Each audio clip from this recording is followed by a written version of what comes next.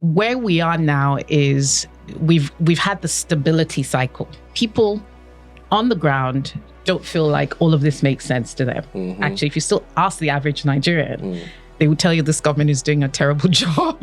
But those of us who understand the dynamics know what they're trying to achieve. It's about market efficiency and stability, then you move to growth. I actually think, being here the last few days, and we were here 6 months ago, this is probably one of the most under-levered economies I've seen in recent memory. Wow. Yeah. So again, it goes to the point that if you cut rates a bit, you really need to cut capital significantly, cost of capital. But more importantly, you need to stimulate access to capital. As a foreign investor or someone who's dealt with a lot of foreign investors interested in Nigeria and emerging markets, what's your view on this capital gains tax? I'm a huge fan. Oh, Huge. wow. Okay. I actually think very interesting. anyone who participates in strengthening the rule of law or the perception of the rule of law in a country like Nigeria is doing a phenomenal job in building that foundation. Because investors, one of the key things they look for in a country is the stability and transparency of the rule of law. And taxes is pretty high up there. Yeah.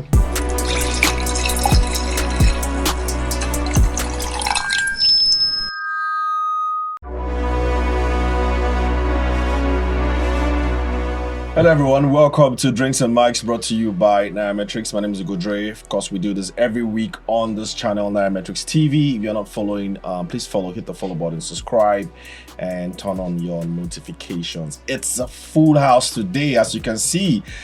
I'm very proud. I have a very beautiful lady beside me. This is, you guys have always wanted this. Last time Rolake was here, the comment section blew. So you guys wanted Rolake back, so she is here. Rolake, good to have you. Good to be back. You look awesome. And I have some great updates, actually. One update, very interesting. Okay. Want to hear it. And of course, we have someone in the house today, someone that we've been trying to drag here, and he's finally here on Drinks and Mics, and he is very well known in the investment circles in Nigeria, and it's great to have him in Nigeria, and of course on Drinks and Mics. Ahmad, welcome to Drinks and Mics. Lovely to be here. Yeah, I want to tell our viewers what you do, for those who probably don't know. So I manage a family office by the name of Jadara Capital Partners, involved exclusively in investing in emerging and frontier markets.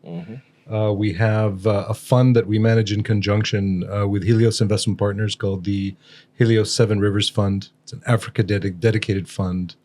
Nigeria is not just prominent, but it's our largest exposure in the fund. And it gives me an opportunity to come here 2-3 times a year, which is definitely my favorite country. Fantastic. So, your perspectives are going to be great today, especially, seeing everything that's happening in Nigeria this year from a market point of view. So we'll get to that in a bit. I know there's some people that are in a hurry to get, mentioned, but let's just come to Arnold Dublin Green. Sir Arnold Dublin Green, welcome, sir. How you doing? I'm well, thanks. Well, it was good. Busy. A lot of outlook penning and writing and speaking and trying to figure out positions for 2026.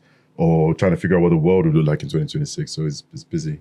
It's a record that at least you did miss out on an exchange rate outlook. You feel there woefully. You do agree, right? So Sam and I were on point. Yeah, you can't always agree. I'm right most of the time. Yeah, love the humility. Well, there's one guy who thinks he's always right, but he's right at least. That very, very most important part of the year, 2G address.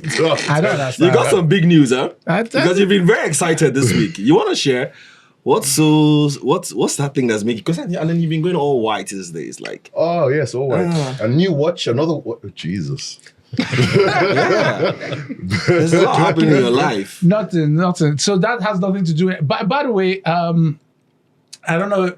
You know who I am, and I lead our bar. As of today, we are officially a licensed, accredited pension agent in Nigeria, the first of its kind, probably the only one, really. Nice. Well done. What does it mean? It means we still do what we do, but now we are fully regulated by the National Pension Commission, and we also get to officially roll out the dollar-denominated pension. If you've not heard about it, if you've not seen it, you want to check our app out and, start to talk to us. A lot of great things we're going to be doing. I'm really excited. Don't mind. I'm trying to be humble. But So today, I would do you the honors of tapping. As the youngest member of Drinks and Mics, we'll just do you the honor of tap. Yeah. But you still open it anyway. Yes. Congratulations. By the way, I was checking out Tunji's Instagram today, or was it today or yesterday? Yeah, today. I know the picture. Tunji's basically promising all his followers gifts, Christmas gifts. Oh, really? Yeah. No, I missed that. I know. I saw He the said picture. just follow him, just like, anything. And Wow. so You you have a guys on good the year. comment You section, have a just good year. Wow. just tag Tunji, anything. Just say something nice to him. You might get a hamper coming your way. I would have like a watch. That one. Which one? This one. No, seriously, I could give you. Oh, you can just give it to him, right? I want one that's difficult for you to give. Oh, really? Yeah. Okay. I know that one. We'll give it. The fact that you have to think of it, you must have hundreds. So. Yeah. No. Yeah. Oh, why am I talking?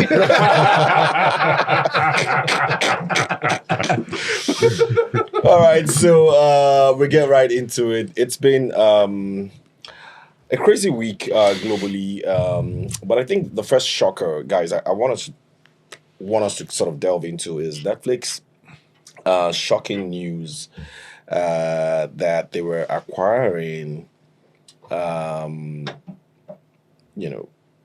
Brothers streaming business, and a lot of people didn't expect that to happen. I think it was a 75 billion or so. 83. It's something $billion dollar offer. And then straight out of the blues,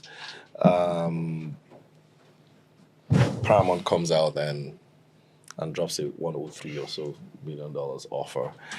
And now we are facing a real life Game of Thrones because HBO, which is owned by Warner Brothers, Stream Game of Thrones.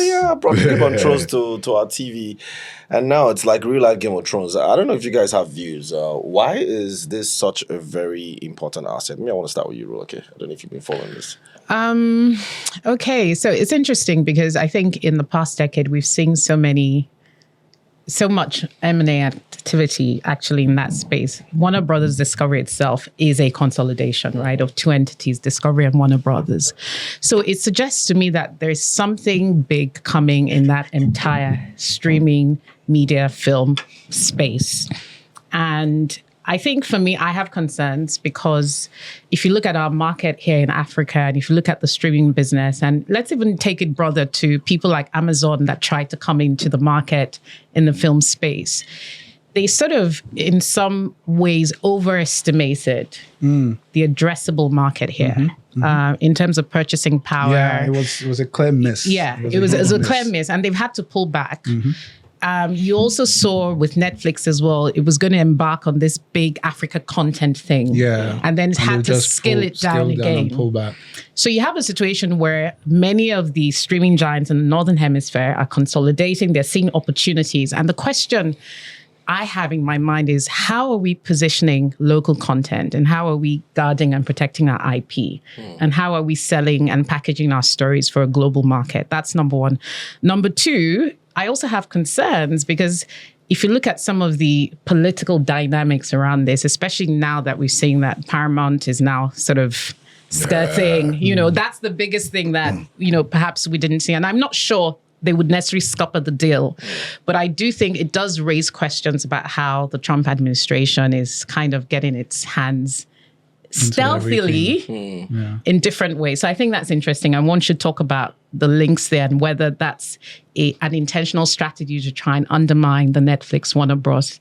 Transaction, notwithstanding the fact that that transaction may be problematic from an antitrust perspective, right? So I think it's interesting, but it raises more fundamental questions about how we are positioning, what is our rich cultural heritage and storytelling and film and Nollywood and all of that, how we're packaging and what we intend to do with the sector creatively for the global market. This actually, I mean, it's not on Netflix and the streaming services, but I just stumbled onto a rather interesting conversation amongst Nigerian streamers who stream on Twitch.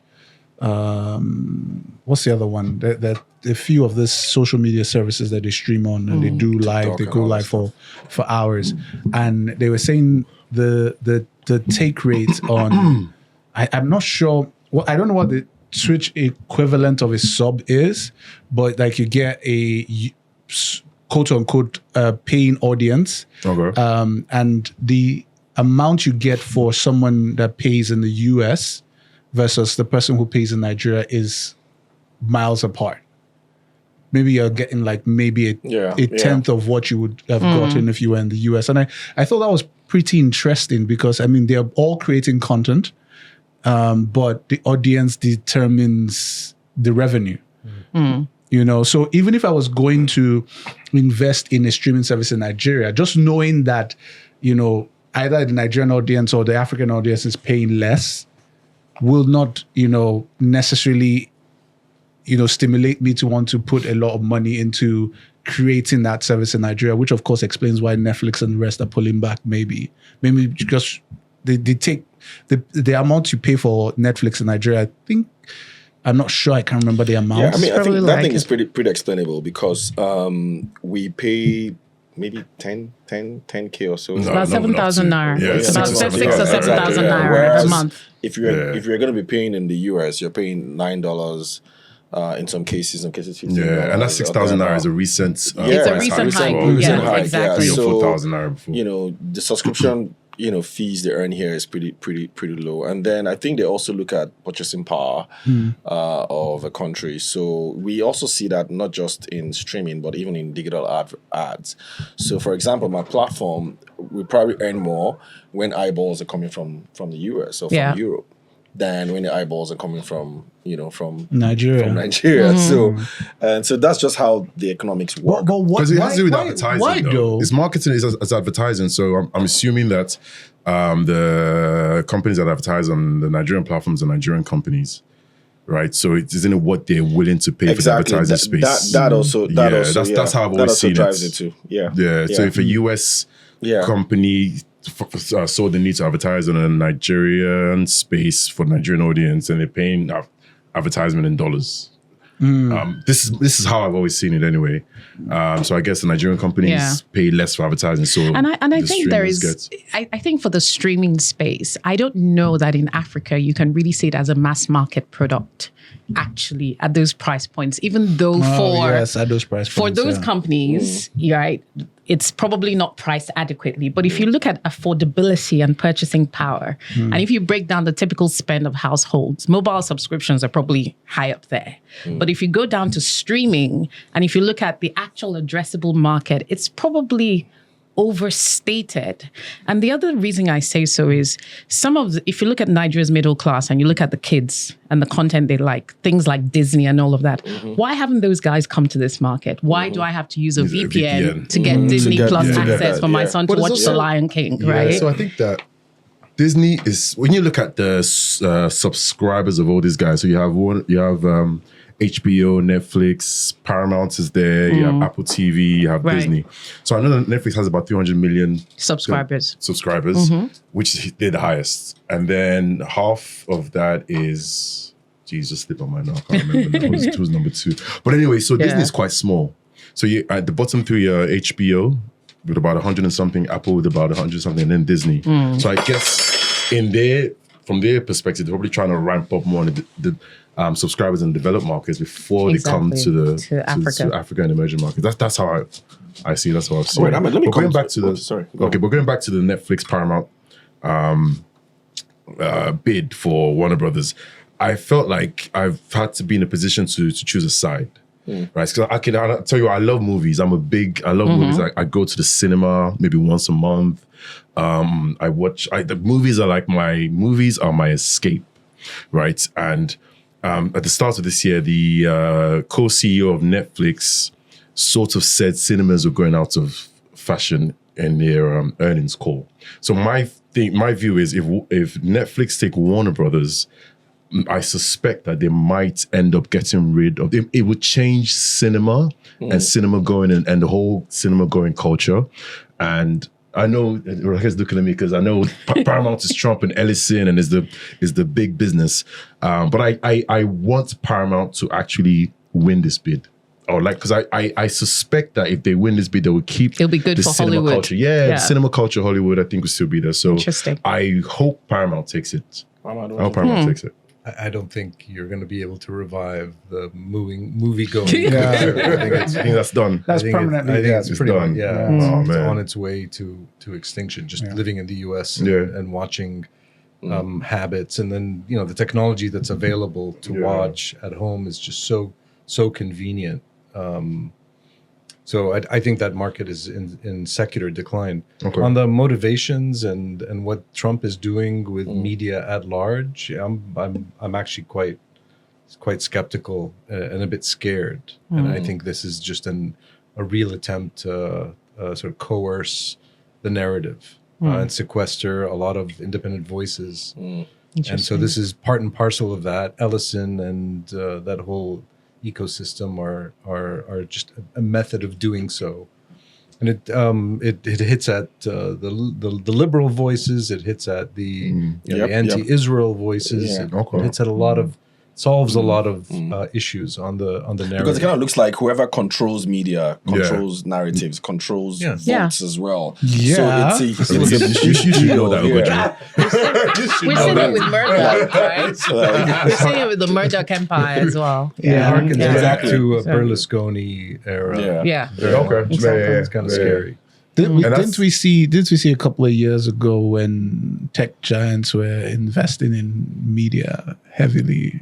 I mean, we had those conversations, and immediately after there was investment in those tech from those tech giants, then the news started to become really nice, and then the outlook for those companies became very, very good, and all of a sudden they became the darlings of Wall Street, and it shows up everywhere. Yeah. The only problem I have is that Ogodre doesn't support us.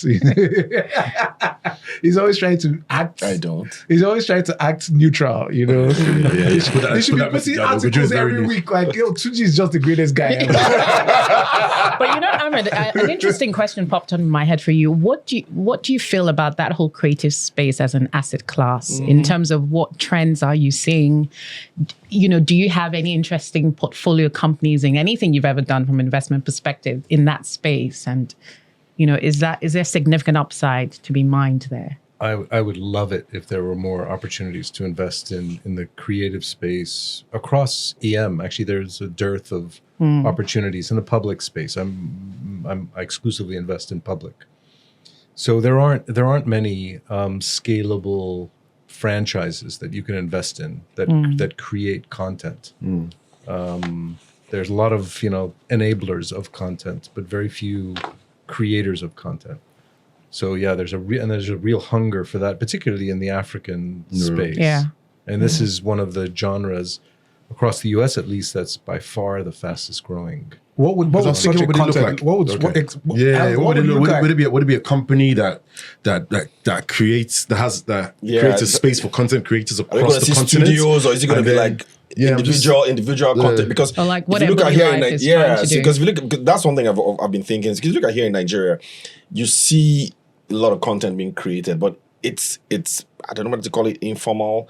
Or you see a lot of individual content creators, creating content on their own, but you really now can't find companies, organizations that are constructively, putting together, content at scale. So you can have some guy or they just scattered all over the place, right? Have a YouTube channel, have 5 million followers on YouTube, and then creating low budget movies here and there. But we're not. I don't know. Do you see that perhaps be giving way to bigger studios and streaming companies that are African owned, or is this just going to be a Netflix, Amazon Prime dominated market at some point in the future? Yeah, I don't know. It's a really good question, and the fact that you don't have homegrown, scalable business models that have emerged in the space probably means that it's very early. Early stage, Sort of probably not stage for of PE Local type. TV has tried as well, though. But I mean, DSTV And then tried multi-choice did streaming. the Canal They just Plus sold. yeah, they did the kind of acquisition as well. Yeah. Yeah.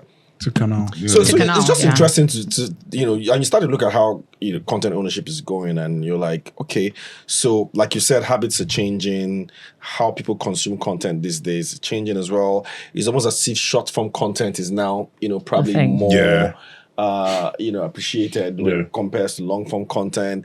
And then the media companies behind these things understand that the algorithms have also changed. So what you think you like is probably not what you really like. It's probably what the algorithm is selling you. So a whole lot of stuff is changing, and it's just interesting to see how at the end of the day how the money follows all of this changes, and whether Netflix acquiring or winning this deal would probably be better for us, in terms of where the world is going to, or whether it's Paramount, so that it probably saves my cinema. going. I really don't know. Yeah, that's what I'm just. It's just interesting. Particularly around the cinema thing, I did notice something in parts of Europe recently.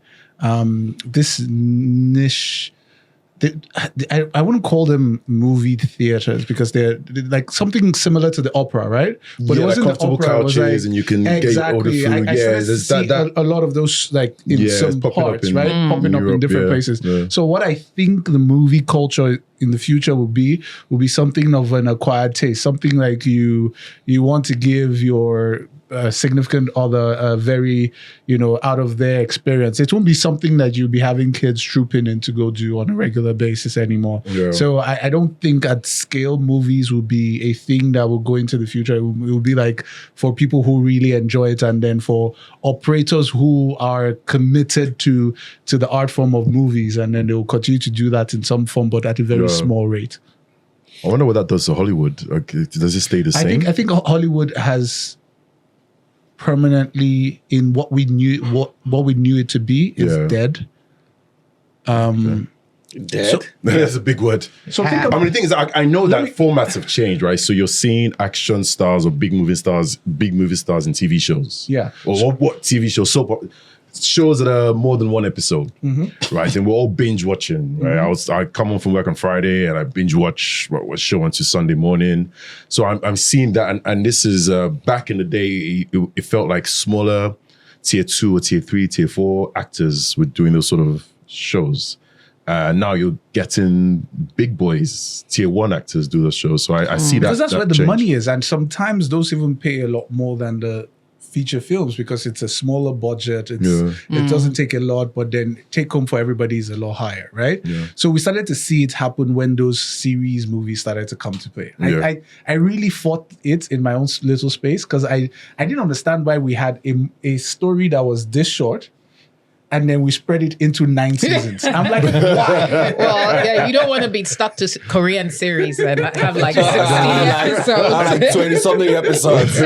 But So I never understood why, but that has now watered down the quality of what we have for movies. So you don't necessarily have to put a lot of the work you used to do. So now it's like you're using algos to be able to make a movie work. So you look at the movie, you look at the story, you look at what the algo is saying. Oh, at this particular point, people are into babies. So throw a bit of babies into it. Oh, okay. It's now sneakers. Throw a bit of sneakers into it. And then you shake it up and you come out with a movie. That's what's really happening now. It's not really the good stories anymore. So go back to 1995 where we had movies like Braveheart coming out. You know, why 1995? What's so special? No, that 1995 was a 95 classic. was the year. Well, 95 was a good crazy year, though. movies. Even There were for- so even many for names music as in well. there. Yeah. I think maybe 15 classics came out of that year Probably more. alone. Probably more, Yeah. right? Oh, wow. Out of that year Guys, alone. memory is No, I actually saw something. I saw remember something 2024. online where somebody actually specifically reeled out like 30 big. It was Oh, big wow. movies in Classics 1995. 1995. So Yeah. the kind of budget that or a relative budget that went into those movies, the kind of thought, the kind of writing, the kind of producing, the kind of directing that went into those movies does not exist period. Oh, really? Yeah, it's not as if the skill is no longer there. It's just you don't need that to make the movie sell. You know, they ask the guys that do Fast and Furious, like, why are you're doing 9, 6? And they said, if it keeps making money, we will keep doing it. You know, people have not stopped going to watch it, so we will keep doing the movies, and it just makes sense. So as stupid as the next one comes out and, you know, they fly from one building to another building and everybody's like, wow. So I did a quick Google check. 1995 had 7, had Heat, had The Usual Suspects. Oh, had fantastic Braveheart, movie. Casino. Casino. Jumanji, Batman Forever. Oh, wow. Die Hard with a Vengeance, Toy Story. I said that year was that was a lot of crazy movies. big. I'm telling you. Just Big, one year. But just curious, Ahmad, where do you think is the role of VR sets here? Right? In terms of I guess where the money should be going to. So if habits are changing and how people are consuming content is changing, if we are not going to cinemas anymore, can VR set replace that experience for someone like Arnold? Do you see that happening? Especially virtual reality. Yeah, virtual reality. The Like Meta and all these things. Meta. I'll defer to you because Rob, I've 'cause never used one. No. So let me say this. Let me say this. I'm probably not the expert in this, but I got the Meta Quest for my son. So from time to time, because I need to check what he's doing, right? So I put it on and I experience the thing. And I was just thinking just this morning, right? Just this morning, I was thinking about it, right? I don't have the Meta glasses, so I don't know how it works. And I was thinking to myself, there was something Otuba said shows ago, right? About, you know, the shopping experience, where you could go into a supermarket and, you know, you could put on the virtual reality glasses and pick up stuff. And I was thinking about it, not just virtual reality, but a whole mall experience. So like a company creating that mall experience into virtual reality. Yeah. So you don't really have to go to, what's the name of that new mall in Orca. Yeah, you don't really Mall. have to go in physically, but you could just put on the glasses and go in and pick stuff you want to buy and then pay with your credit card. I was just thinking about it this morning that would be a cool experience, but I don't want that, man. Not that. You lose the experience. It's the same thing with cinemas. What did you just describe now? It's That's like being in the metaverse. What? That's exactly, that's augmented reality. Yes. Like, no. So you guys might not get it, right? We don't want to get it. The kids don't get it because either. we're not androids, right? They don't get it. So Like, understand, did you just listen to yourself now? Let me finish. I just find myself in one virtual reality. Yeah. I'm going to start picking the things I want. I So want to touch it. My thought is, Meta has the metaverse, which is really working for kids right now. The kids, my son from across the world, you can hear what is going on. You might not be able to see. He has the goggles on, but you can hear all the other kids talking, and they're always like. The rooms are always filled, and they're excited doing all sorts of stuff, but they're right in different parts of the world. So it's kind of gaming, right? So, but I like, to be honest, Shinji, I'm with you on this one. I like the idea of virtual shopping. We got to move on. Supermarkets give me anxiety. Okay. We were just really excited now. I thought about this Because morning. we're getting into Tunji's, the kind of things that excite Tunji's you. augmented world. Yeah. So let's get on that. The Fed is meeting, I guess, as we speak. We don't know what's going to happen. I think consensus is that rates might probably be cut. When I say Fed, because US Feds, rates might be cut. We saw what happened in Nigeria 2 weeks ago. Just to get your views, I mean, I want to start with you, Arnold. What's your views? The Fed meeting? Yeah. They cut 25 basis points. I think I'll be surprised if they don't. I don't think there is anything that would require them not to. I think we've spoken about it in detail before. I think the Fed cuts. Remember when everybody was trying to remove and explain away GDP, and then that the US was going to go into recession? You remember that story? Mm-hmm. Yeah. So I think what's I'm not sure is something I learned this morning, a hawkish cuts. So the idea that Powell cuts, but then his rhetoric or his narrative is next year, I think the market is expecting 3 or 4 cuts next year, maybe 3 cuts or 2 cuts now. And then his narrative or his rhetoric is he's not sure and he wants to see how inflation turns out or how the workforce turns out. But as of today, well, with today's FOMC meeting or today's speech, I will be very surprised if we see an unchanged from the Fed. I mean, any thoughts on US rate I cuts? think they'll probably cut. I think the more important questions are who the next Fed governor will be and what their posture will be, because that's what the markets will price in. And then the litmus test to watch is where the curve sort of moves in the next kind of 6 to 9 months. I think that will tell you what the FOMC will likely do. I'm actually quite bearish on rates, looking out 1 or 2 years, somewhat bearish.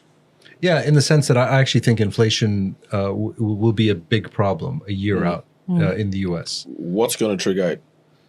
I think everything that's been going on in the last year, the lack of regulation vis-a-vis trying to tamper down how companies are sort of maximizing their margins. Tariffs have been a big driver of it as well. The weakness of the dollar will probably contribute to inflation over time as well. So I actually think rates will most likely be, anywhere from 100 to 200 basis points higher looking out 2 years from now. Wow. 2 years from now. It's really interesting. We were looking at Moroccan kind of 2-year and 5-year rates. Morocco, which was upgraded to investment grade, and they were trading tighter than U.S. Yeah. So it basically tells you either Morocco has zero risk premium, which doesn't make sense. It's an emerging market with its own idiosyncratic risks, or that the U.S. actually has a meaningful risk premium now embedded, and that risk premium is probably going to go up. In my book. So what is the U.S. risk premium at the moment? Is it political risk, or the dysfunction that you have in Washington? All of the above. I mean, it's lack of regulatory credibility that's getting worse. Political risk galore. And none of the issues that predate the second Trump administration have improved. They've actually deteriorated quite a bit. There's going to be an overhang from tariffs that's eventually going to hit inflation and growth and profitability, in my opinion. And then we're actually probably in the middle of probably towards the end of a pretty dangerous bubble, speculative bubble in AI. That I'm concerned. Are we at the end? Kind of always looks like we're just somewhere in the middle. I think we've just what gotten Michael reality. Berry was trying to allude to, about some bubble. It's always hard to tell what stage you're in a bubble, because that's the nature It's of a bubble. A bubble, yeah. You really don't know. Yeah. But the fact that most people are acknowledging it's a bubble tells you the music is probably going to start slowing down soon. Just curious, like, hey, let's even hypothetically, let's say they do cut rates, and like everyone expects them to cut rates. What does it mean for us though, like here? Yeah, good one. I think one of the things that I noticed is if we take it back to the US, when there was this rumor that Trump would appoint this guy from his National Economic Council, this Hassett guy.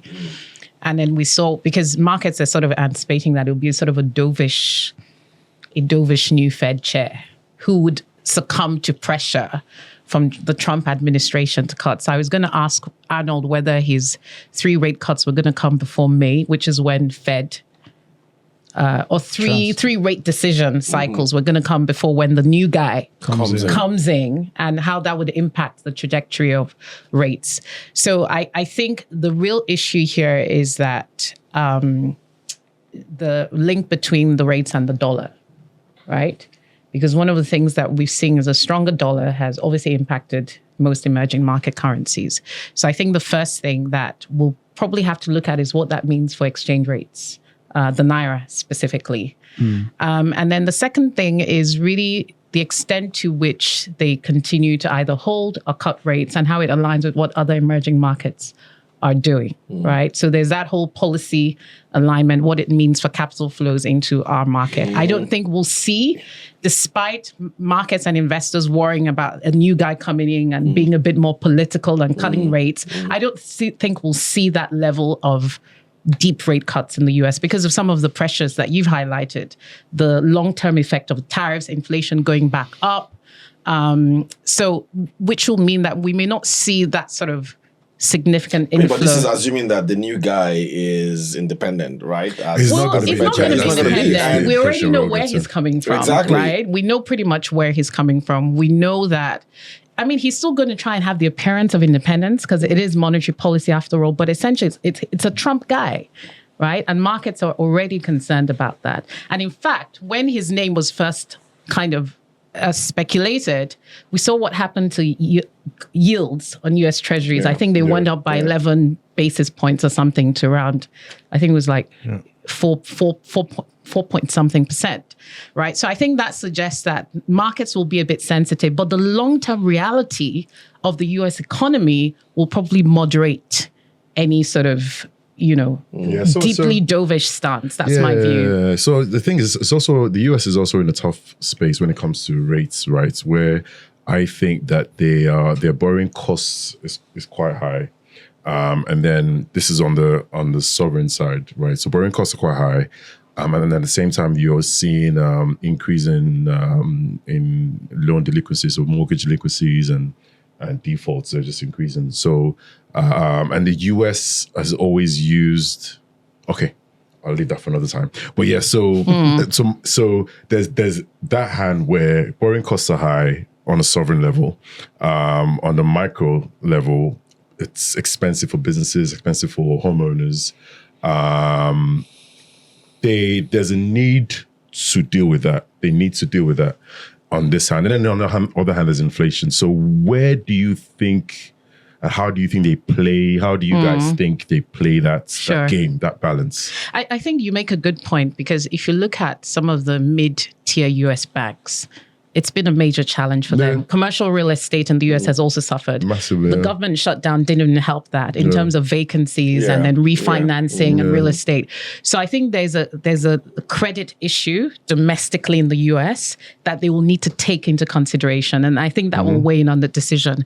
But the other side of this, especially for emerging markets and sovereign issuances, is maybe less pressure in terms of borrowing costs and external corporate borrowings as well in markets like Nigeria, when you look at the rate on dollar debt. So I think that could be one area of relief. I mean, it's got to be one of the key benefits. That would be one of the key benefits of this. It's really interesting. Through the whole rise in U.S. long rates, sovereign credit default swaps for Nigeria and most African countries, maybe with the exception of Senegal, have actually come in quite a bit. And so you can tell the risk perception of many of these countries has actually improved quite a bit. So it hasn't affected, that higher cost of capital hasn't affected Africa yet. Yeah. I mean, and I hope as much as it's not realistic to hope rate cuts come in aggressively next year for the US, I hope it does for our benefits, right? Because Africa and frontier markets just turning around, right? We're just enjoying this weak dollar. We're enjoying the weak dollar. We're enjoying this, right? So, and I know sometimes the obvious trade is not always the right trade, but the obvious trade at the beginning of the year was, buy gold, short dollar, right? And I like to hope that the trade carries on next year, because weak dollar is good for us, good for the naira, good for the CD, good for whatever currency you're playing, good for local currency debts investors as well. So I mean, I hope the new guy comes in and is also very dovish, and they ignore the inflation problems. You wish. But talking about dollar, just curious to know from your perspective as well, Ahmad, and I guess I'm sure Rolake also has views here. But some of the feedback that I get most times when I talk about how strong or how good Nigeria's FX policy has been respect to the stability that we've seen this year, the exchange rate, they tend to always say, well, you've had a very weak dollar, lost almost 10% against the euro all year round. So maybe that is why we're seeing this sort of exchange rate stability. But just curious, what is the view of foreign investors as regards Nigeria's exchange rate policy at the moment? Do they also think that maybe perhaps we're seeing the stable naira because of the weakness of the dollar, or it's basically because of the kind of reforms that we're doing here? Oh, you just or don't perhaps care. it both? It's primarily reform driven. Investors, if they don't want the dollar, they can buy 100 other currencies. They're choosing to buy the naira. You now are comfortably positive real rate profile. So, that there are very few currencies around the world, Brazil, Egypt, a few others that have these kind of this level of high real rates. When you see real rate, that's the difference between our current interest rate and inflation. Exactly. Buy almost at 17, 18% yield, and you effectively hedge the naira risk by selling forwards, etc. But the most important thing is you overshot on the weak side. So when the naira touched 1750, 1800, you really overshot. So the currency, in our opinion, is actually still anywhere from 30 to 40% cheap. And that means you have a lot of room to reform, right? So you have a bit of room to bring inflation down. So that inflation differential eats up your cheapness every year, right? But if you're 30, 40% undervalued, it means you have probably 3 or 4 years to get everything some of right. these reforms can be painful, though. But just curious as well, did you think that maybe perhaps the CBN missed it by not cutting rates sooner? No, I think they want to be conservative, and they want to make sure that inflation structurally is starting to come down.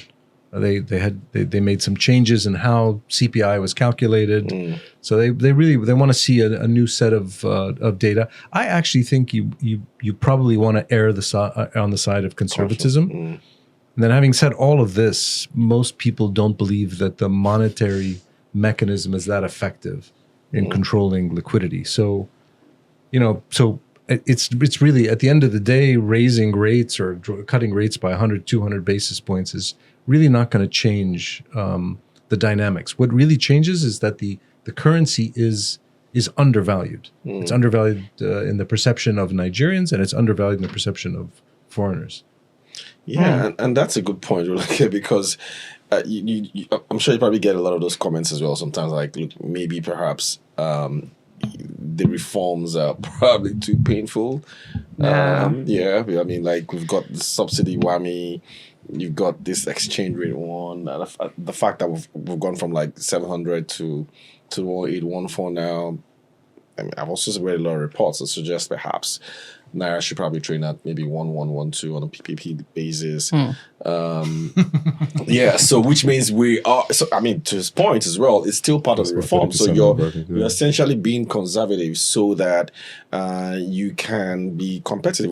We've had guests here come and say, look, this exchange weakness is very good for our business, especially exporters, right? Because they've seen they're a lot more competitive out there and all. So, but then at what point do you perhaps see us softening? Yeah, that's interesting, because I actually don't think since the CBN started its reforms, it's had a normal year to assess, because it started... What do you mean by normal year? So first of all, we had this triple whammy or double whammy. I don't know whether it was a quadruple whammy, but it was like... Add energy to it. You're having to make monetary policy decisions in a year where you've removed subsidies, you've sort of floated the exchange rate, floated in quote, you've done all these other things. Then you move to the next year where you've had rebasing effects, whether it's inflation, so you actually haven't had a full 12 or 24 months of just looking and assessing all your indicators and with everything staying normal, which is why I think the inflation assessment is very tricky for monetary policy, which then informs the decision to hold. Because like you said, that was a way of saying, you know what, let's give it time. Let's see where we go. I do agree with you to a large extent with the undervaluation of the Naira for this very same reason, because we just haven't seen the full cycle of the impact of base effects. And then, we went on the GDP rebasing, we went to the inflation, the CPI repricing, and all of that. So we actually need another 12 or 24 months to see the full effect.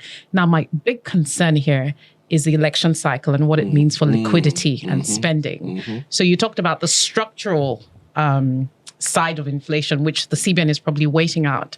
The question is, how much more room do we have to actually realize the effects of structural inflation actually coming down before we enter this cycle of fresh liquidity injections or extra budgetary spending as a result of the elections? Because we literally have 18 months. And so is it going to be between January and June, where we see some sort of clarity over the long-term economic trajectory? So I think it's going to be a very tricky first half of the year. If we don't see that clarity in the first half of the year, then, Yeah, so the first half of the year is what the time we have really to make those decisions. And I would actually like to see a rate cut next year. I think it would make sense if we go by the current trajectory we've been on. The final thing I would say on this point is actually where we are now is we've had the stability cycle. All these reforms, all about stability. It's not about trickle down or whatever. Next, now we want to enter into the growth cycle. And ultimately, what we're looking for is a development cycle, because that's why people on the ground don't feel like all of this makes sense to them. Actually, if you still ask the average Nigerian, they would tell you this government is doing a terrible job. But those of us who understand the dynamics know what they're trying to achieve. It's about market efficiency and stability. Then you move to growth.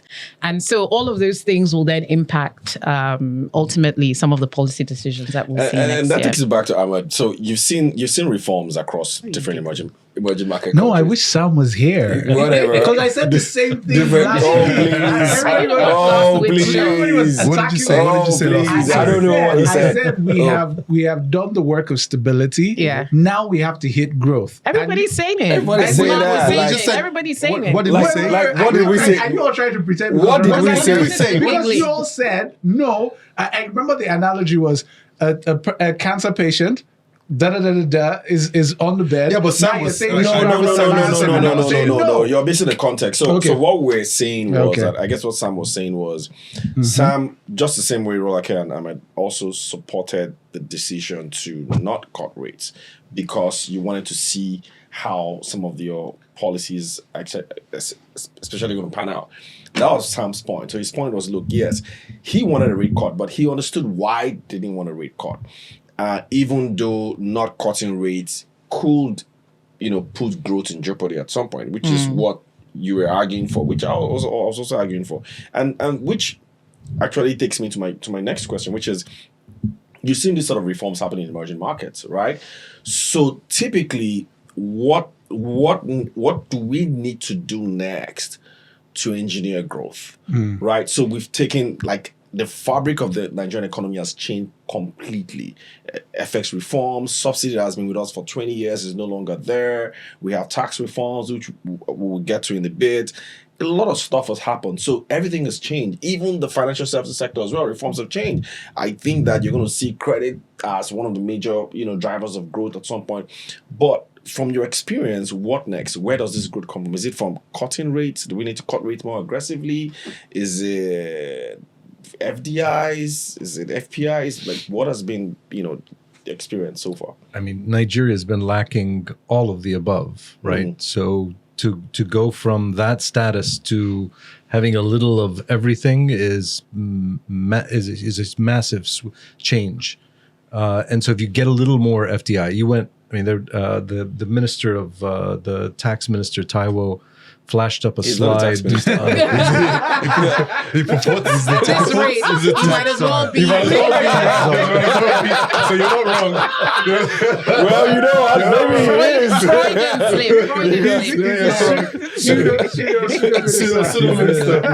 Advisor for taxes. Yes, my mistake. But he had a really great slideshow when addressing the capital gains tax last week, and one of the slides he flashed up was foreign portfolio investment in Nigeria, debt and credit. and equities and credit, and equities went to zero. I mean, you literally became an empty room in 2022, 23. Yeah. So to come from a base like that, I mean, you just need a little bit of more FPI, a little bit more FDI, and growth multiplies from stuff like that. Yeah. I actually think, I mean, being here the last few days, and we were here 6 months ago, this is probably one of the most under-levered economies I've seen in recent memory. Wow. Yeah. So again, it goes to the point that if you cut rates a bit, you really need to cut capital significantly, cost of capital. But more importantly, you need to stimulate access to capital. Yeah. You need to get banks to really kind of get more aggressive on retail and SME lending. You need to provide incentives for that. That I think is a much more impactful strategy than cutting the reference rate by 100, 200 basis points. So yeah. Yeah, but I mean, I guess to Tunji's point as well is that you won't I'm really gluten deeply right now. whatever. Yeah. You won't Well, his point is the argument is you can't push that lending. You can't without push cutting rates. without cutting rates, right? Because I agree with you. I mean, ballpark private sector credit to GDP is probably less than 40% here in Nigeria, which is pretty low, especially if you're trying to drive growth. And it's concentrated in the top. Exactly. Yeah, exactly. Top 5% of people. That's where So all the credit is. you're correct, and which is why I said credit is probably going to be the next big thing. But yes, you can go ahead and gloat now. No. This is the point where you just win, and you be humble in victory. Because I didn't know that there was a game. but let me get your view on. I mean, since you mentioned Taiwo, we've spoken about him a lot on the show, and I think he probably feels maybe we don't like him on the show, right? I mean, we're just basically some of our views are manufactured. But as a foreign investor or someone who's dealt with a lot of foreign investors interested in Nigeria and emerging markets, what's your view on this capital gains tax? I'm a huge fan. Oh, Huge. wow. Okay. I actually think Very interesting. anyone who participates in strengthening the rule of law or the perception of the rule of law in a country like Nigeria is doing a phenomenal job in building that foundation. Because investors, one of the key things they look for in a country is the stability and transparency of the rule of law. And taxes is pretty high up there. The other reason why is he's really addressing the core issue, in my humble opinion, that Nigeria has, which is this social contract. It's the willingness to pay taxes in order to get something back in return. Some Nigerians have gotten something back in return. Stability, some reforms. It's very early innings, but at least there's a bit of that. So to kind of allow that contract to evolve a bit, to change direction, so that people are saying, well, maybe I should pay a little more in taxes. And it's iterative, obviously. That for me is at the crux of what foreign investors look in for stability. So do you think the capital gains tax itself, the figure I think was 25%? Well, according to 10%, but it's expected to be cut. It's a terrible idea. We dismissed it as a red herring early on because we've seen in other countries that have tried to adopt a policy like this, it never sticks. Yeah. They eventually figure out that foreign capital is just not going to come. Yeah. Okay. And Egypt, Kenya, you can go down the list. Yeah. So when we saw that, it was a very academic reaction, policy reaction, but it doesn't stick. Yeah. Okay, so just to understand, you like the idea of the tax reforms as a whole, but capital gains tax on specifically, stocks, on equities when we is a terrible idea. first looked at Nigeria in 2020, when we started to get really engaged, I mean, the first thing that pops out to you is this tax revenue to GDP number of 7%. Yeah. I mean, that is a huge win for them. If they can print 12, 13%, that's massive. It solves so many problems. It allows you to just lubricate growth at the end of the day. So, and that is, I mean, he should get a lot of credit for that. Everyone else involved on the tax revenue side should get a lot of credit for that. Okay. It's huge. He did lose some of that credit on sticking to the capital gain tax conversation, really, equities. because everybody had agreed that the entire tax reform conversation was fantastic. It was needed. It was needed. We Yeah. loved it. And in fact, we talked, I waxed lyrical about it. And then when the capital gains tax came in, I just kind of stepped back like, okay, I'm not with that. I don't know where that came from. But, hearing from your end that, because we took it seriously. I'm surprised you didn't. Oh, sorry. No, I was going to say, interesting. The markets took it seriously because I remember sort of the flurry of activity that happened that week. It's literally 6 trillion lost last month. I know. And what I thought is, this is hot money, right? Our tax policy sentiment is being shaped by how the markets feel. And then in the same breath, finance minister comes back and say, okay, we'll review it and look at it, and everything kind of goes back to normal and reaches like a year high. So I thought that whole dynamic was interesting, just showing how sensitive that issue is for investors. Yeah, and for me, the negative thing of the capital gains tax on stocks is you're essentially placing a tax burden on a sector that was close to zero 5 years ago, right? And now it's about 1%.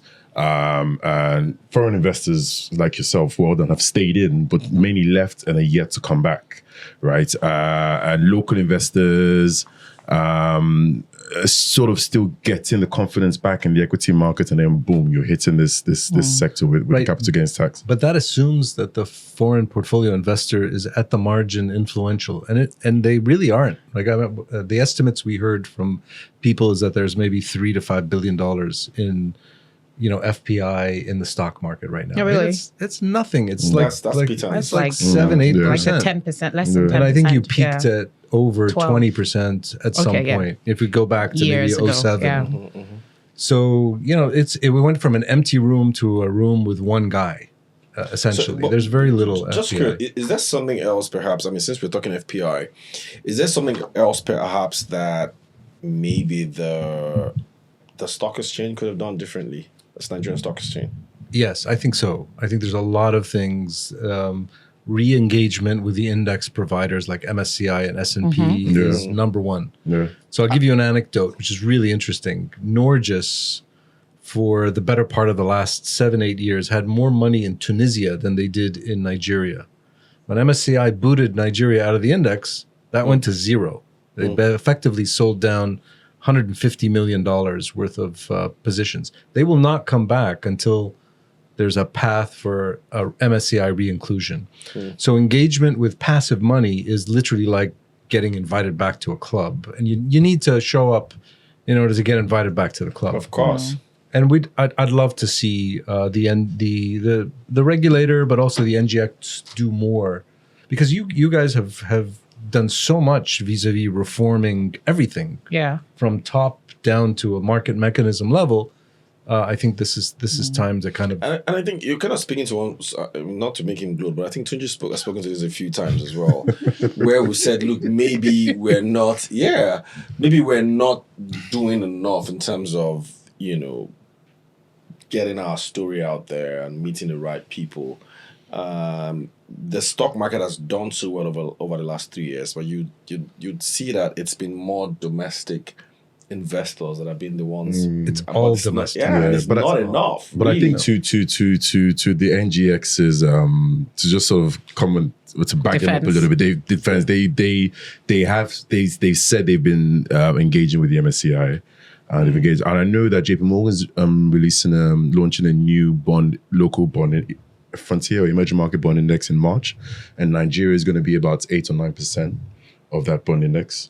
I know Kenya is going to be there and a few others. So I like to think that with this new JP Morgan index release in March next year, I like to think that hopefully equities follow. MSCI starts to look at us again and includes the equity markets into the MSCI index. Hopefully. Let's talk Nigerian debt. I'll come to Rolake. I think was it recently that there was a, I can't remember the figure again, whether it's 4 trillion or 5 trillion. 4 trillion. Power sector.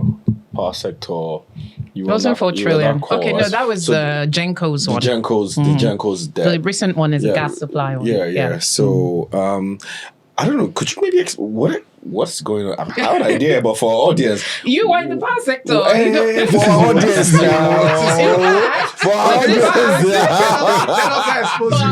audience. What exactly is going on? Okay, so I think it's just these are all legacy issues. It's a systemic issue because you have a value chain. In fact, you have a gas supply sector that is almost entirely joined to the hip with a downstream power sector. And if you have a country that has 207 trillion in gas reserves, you don't want to structure your offtake market relying solely on power. So that's where the first problem began. And then we had this collection issue along the value chain. So the debt level at the gas supply level, this is upstream pure, right? The Gencos are owing those guys because they haven't been paid, right? And the Gencos are owing the gas suppliers. the gas suppliers upstream, the guys who supply to the guys who generate.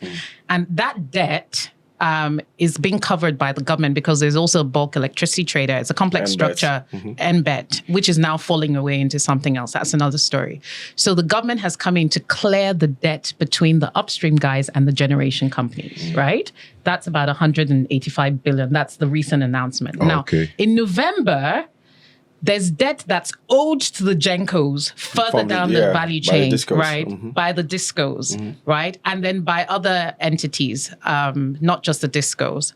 So that debt was estimated and due diligence to be about 4 trillion naira. But from what I understand, that is only a portion of the debt that's owed.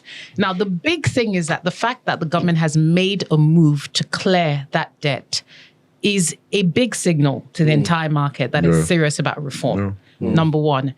The other thing you have to bear in mind that the debt that is being owed to the gas supply is not actually coming as cash payout.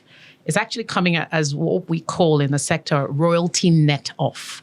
So actually they will get some rebates, right, on future things like they have to pay all these fees and things. So they're going to get rebates to the tune of a certain amount. So it's not like they're getting actual cash. The government is finding other ways to compensate them through the whole value chain. But overall, it just highlights the liquidity challenge. And the legacy debt is bigger than 4 trillion, right? We're seeing, but it's a significant amount that's being cleared. Now, the payout to the gas suppliers, I hear that money is going out plus the netting off. But the 4 trillion naira is not being cleared at once. But the big change here is that it's sending a signal to the sector that they're serious about reform.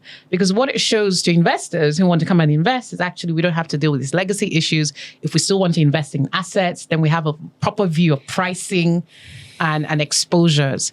But the fundamental issue is the structure of the industry and the fact that you have this industry that's ultimately tied to the fortunes of the downstream power sector. And really that's where the challenge is for the sector. You did have some questions, Arnold, on the call. Yeah, I was on the call. What was disturbing to you? No, I was on the call. So I had a few questions. Listen, I love the fact that the government is cleaning up the power sector debts. Ghana did this in 2017 with the ESLA. ESLA is the Energy Sector Levy Act, and they also formed an SPV and then issued bonds, 7-year, 10-year bonds, backed by the government, and it was successful.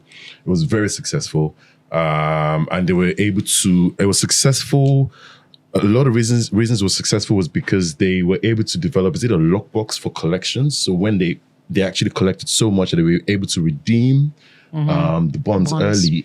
When Ghana defaulted or Ghana did a bond swap, what they did with the ESLA bonds is they just they redeemed them. So my question on the call was asking about the variables or shortfalls that can come in collections and whether there was any mechanism set to place, like a lockbox that Ghana did with the ESLA, because there's normally variables and there's normally shortfalls in collections, and the worry is what happens to coupon payments because it's amortizing, right? So they're paying down principal and interest. So what happens if there's a shortfall in collections? Will they be able to pay? I just wanted to hear them say it's government backed or there's a mechanism. They said it was government backed. It's government backed. Yeah, it's government backed. But I wanted to hear them say there's a mechanism in place that allows for something like this. But if you recall years ago, there was a CBN intervention facility for the power sector, which is it's almost like a liquidity support and that hasn't been paid back yet. Well, I mean, it's almost piling on debt upon debt. Right. But I think the power sector definitely needs that mechanism because it's going to take years to get back to where you have money flowing through that entire value chain. So what the government is doing is essentially providing some sort of liquidity support to the sector. Where that money is coming from and whether it was previously budgeted as part of the power sector intervention is a completely different issue. So Rolake, you made a point that I just want us to zero in on. I know that, this is an industry that I'm passionate about, I've been in, so I guess some people are going like, Ugo, are you crazy? But let's just spit it out. So liquidity has been a problem for years, and there has been solutions. And one of the solutions, Ahmed, it might interest you, was the central bank did put up intervention funds, like you mentioned, years ago under the former central bank governor, right? Yeah. Mm-hmm. And it was trillions that I was actually put in at the time. That didn't solve the problem. No. So it was CBN-backed loans. Now, liquidity is coming back, but this is now bonds that are going to be bought by the likes of Arnold. Right? So, I like it. I like it. So, what you did it. say that kind of interests me was that this is now a signal that there's likely going to be, changes, I guess. So what do you think they're going to do differently now to ensure that, because this is now bonds, so you're actually borrowing from investors and you got to be able to pay that back. So what sort of reforms do you anticipate, particularly on the downstream side, that would ensure that the government does actually redeem these bonds in 7 years? Yeah, I think if you speak to anybody in the power sector, the technical advisors, they will tell you that the transmission challenge is a big factor. And we need to bed that issue once and for all. Sorry, for the uninitiated, transmission factor? Transmission company. Power value chain. Power value chain, generation, transmission, distribution. That's a major factor because that's where we get a lot of the leakages and all of that. And that is it actually translates to financial value. There's a lot of financial value you lose in that. The second part of it is just really structuring the gas to power sector, which is where we get most of our power, in such a way that you allow the upstream guys to actually channel those gas supplies to other parts of the economy, right? Rather than power. And you decentralize, yes, rather than solely power, right? And then you've done what they've done, which is the first move they did in 2023, was the State Decentralization Act, where you now have some states able to do their own generation and able to, on the distribution side, I know there's been a bit of conflict there, but able to essentially distribute power that they generate themselves, because that then creates more bankable structures for the sector. So I think that's something that needs to be done very, very quickly. And then on the collection side, we just need to bed down the metering issue once and for all, because I think it's kind of a social contract, right? You ask me to pay for power. I need to understand what I'm paying for, how much I'm paying for, my consumption. And there's a willingness to pay, actually, because I need this power for daily productivity, whether at residential, commercial, or industrial level. So you need to essentially clear the infrastructure challenges, invest in infrastructure, ensure widespread penetration of the infrastructure for metering and collections, and then enhance it with technology. And once you have that stream of cash flow downstream, that actually solves everything, because ultimately the guys who are producing gas are relying on you and I to pay our bills for everybody else to get money along the value chain. So I think that those are where some of the issues are. And then you can continue to do all your IPPs and your independent projects and do your off-grid and your mini-grid. But that's essentially, those are the things we need to do. So do we think that the next logical step will probably be to recapitalize Discos and Gencos? Because how do you solve the metering problem if you have liquidity issues downstream? Because those liquidity issues are not going to go if you're not. So when you say recapitalize, we're restructuring them again after the last restructuring. After a decade of restructuring. There was no restructuring since 2013. Okay. Yeah, there's no restructuring since 2013. There hasn't been. Yes, but many of these entities are now privately owned. So when you say recapitalize, can you be Do they more need specific? capital? Do they need So it? yes, Is that capital because requirement? of They do need course, capital. They Yeah. do need So capital. So, yeah. so Is it, that it like- wouldn't so be, since- it wouldn't be so- regulation driving that. It would be the owners to go for No, those it's entities to gotta go be. and If raise it's gotta be. capital. I think that at some point it's got to be regulatory driven, because if you wait for the owners to go raise capital, they won't. And that's why you're seeing regulatory driven capital raise in the banking sector and insurance sector. At some point, you have to push that in, because it depends on where you want policies to go. Now, the downstream level, the challenges are pretty clear. They've had issues with cost reflective tariffs. They've had issues with theft. They've had issues with over regulation at some point. So a lot of those things are gradually being addressed, not fully addressed, but gradually being addressed. So when you start to address those issues, and even the transmission issue as well, because they will tell you that one of the reasons why they're also not collecting is because of transmission-related issues. Yeah. At some point, there's got to be funding somewhere that would enable discos to provide metering for everyone. Now, let's not forget that a lot of these discos are nearly insolvent. A lot of them are close to insolvency. So they do actually need to recapitalize. Exactly. So they are basically surviving on. Okay, so if you do recapitalization in any industry, you're essentially saying you want to attract capital into the industry, right? You can either force them to either scale. Coerce is the word. Well, coerce them, but I hate that word. But it's regulation essentially. It's coercion to some extent. Yeah. But then you have to ensure that the signals you're sending to the market. In a year, you're asking discos or gencos to recapitalize are the right types of signals. So there's still some structuring you have to do with the industry as a whole. I'm just saying that if you're raising a 4 trillion naira bond to service legacy debt, right? So that the gencos won't turn off their engines, or the gas suppliers won't turn off their gas or their pipes, then you have to be assured that the issues that created those debt themselves are solved. And my point is that it's not solved yet. Remember, we have cost reflective tariffs at the band A level.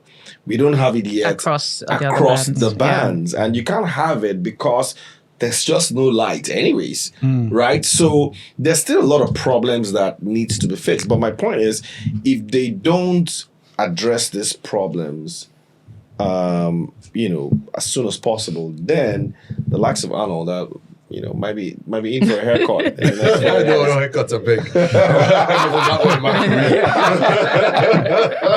All right, let's move on to other debt issues. Ahmad, so Nigeria just we did the Eurobond last month at 9.something%, and some of us, especially me, I kind of thought that interest rate was too high. Yeah. What do you think? That's curious. Yeah, because somebody put us in was it at the Angola region? Like Angola, why do you think why is that right? why we paying? Angola. I mean, is there something before. like we're not doing right? Why do you think it's high? That's basically 300 basis points above the U.S. government rate, right? So 300 basis points, 3%. Don't you think 3% is probably a good sovereign premium for Nigeria? I mean, I don't know. I don't think so, because I mean we've seen this national levels. pride We've seen lower yield levels. Lucas just said a moment ago, we're not even on an index. Right? So what is the reference? We're doing well now. Your question actually goes to the kind of crux of this debate between how locals value Nigerian risk versus and how foreigners do, right? And so we have this kind of internal adage within my team. It's like locals pay for yield and foreigners pay for duration. And, so foreigners have a very different way of valuing Nigerian assets. They look at risk in a very different way. And it's natural, right? If you live here, you kind of, you digest risk in a different way. Your knowledge is completely different.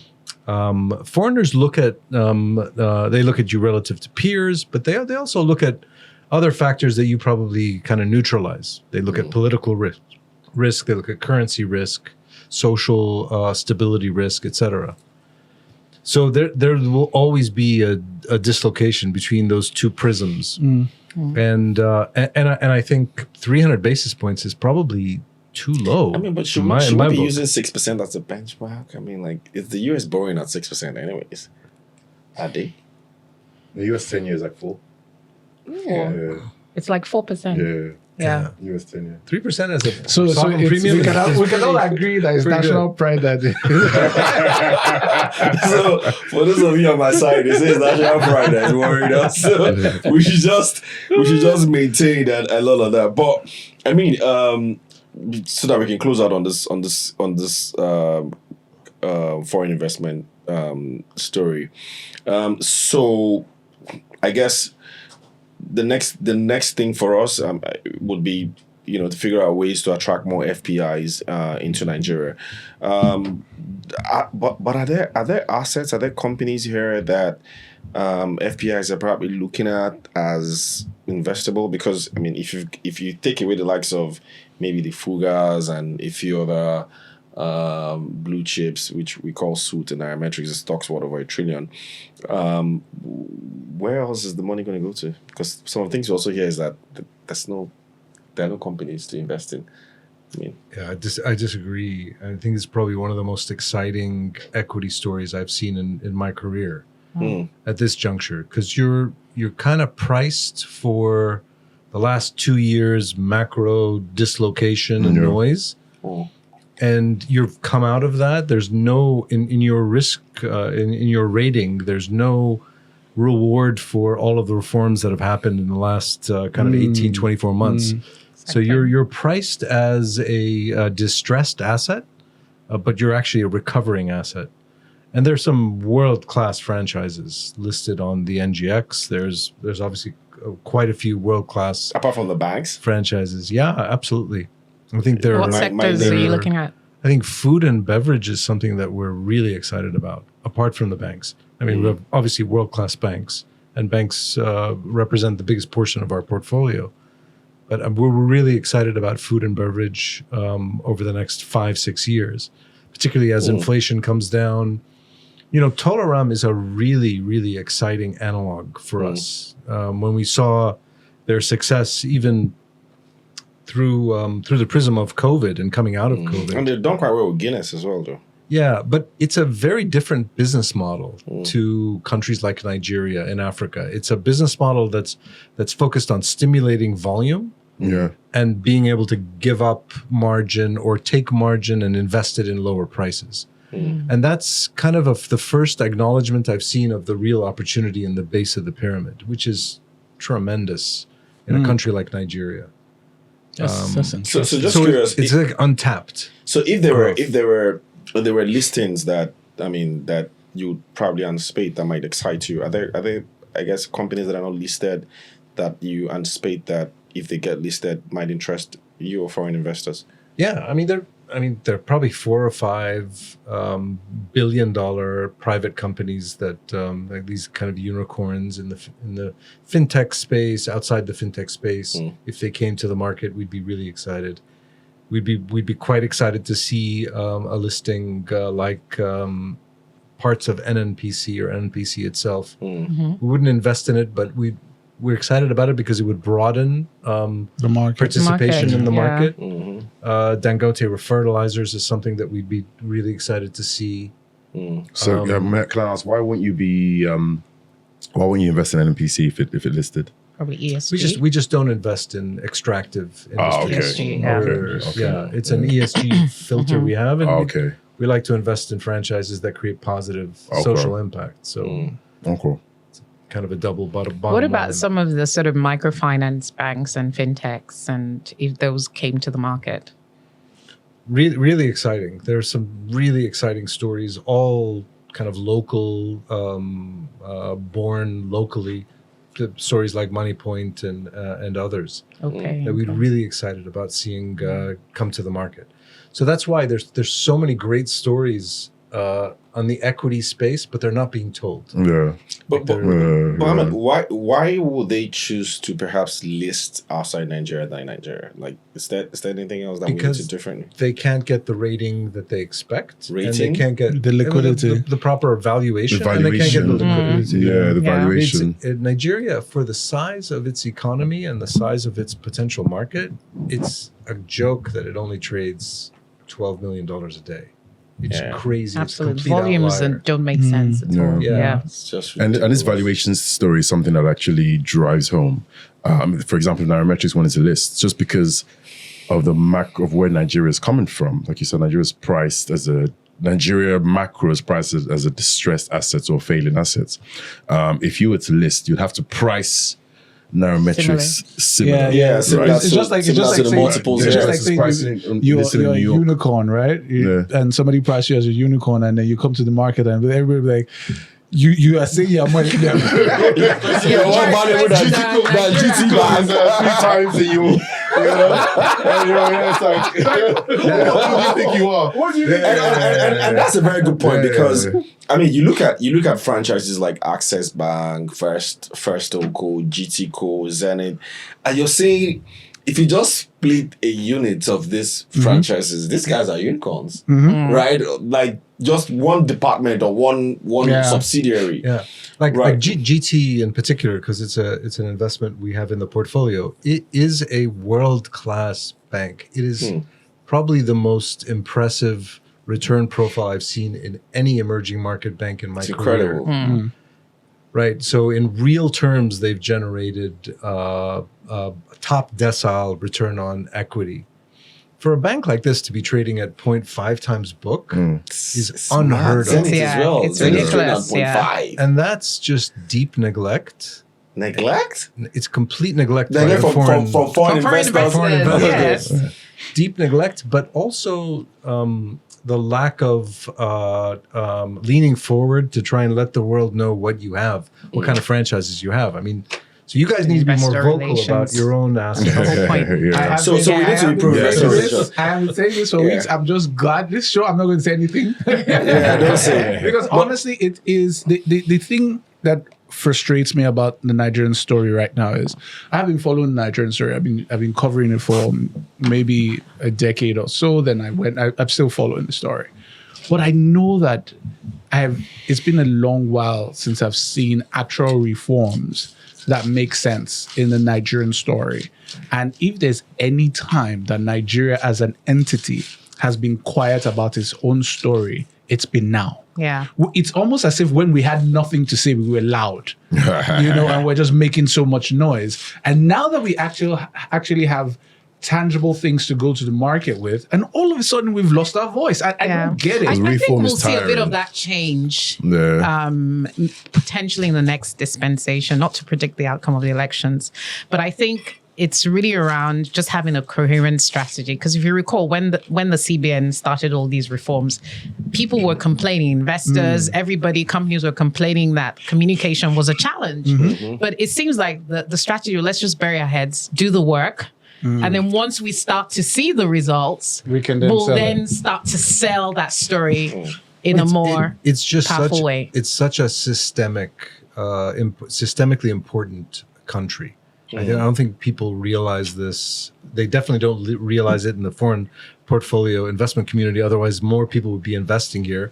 But I don't think Nigerians really tout it as much. I mean, you will be on UNDP population growth estimates. By 2035, you're probably going to be the third or fourth largest most populated country in the world.